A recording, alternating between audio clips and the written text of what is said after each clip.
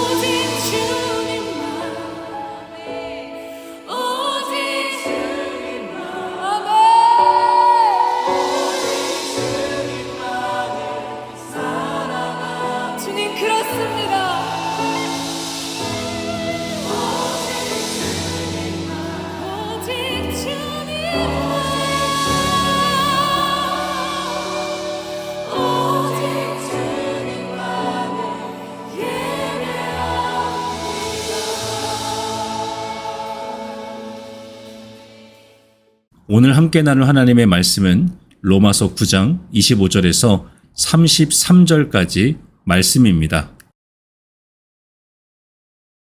호세야 그래도 이르기를 내가 내 백성 아닌 자를 내 백성이라 사랑하지 아니한 자를 사랑한 자라 부르리라. 너희는 내 백성이 아니라 한 그곳에서 그들이 살아계신 하나님의 아들이라 일컬음을 받으리라. 또 이사야가 이스라엘에 관하여 외치되 이스라엘 자손들의 수가 비록 바다의 모래가 들지라도 남은 자만 구원을 받으리니 주께서 땅 위에서 그 말씀을 이루고 속히 시행하시리라.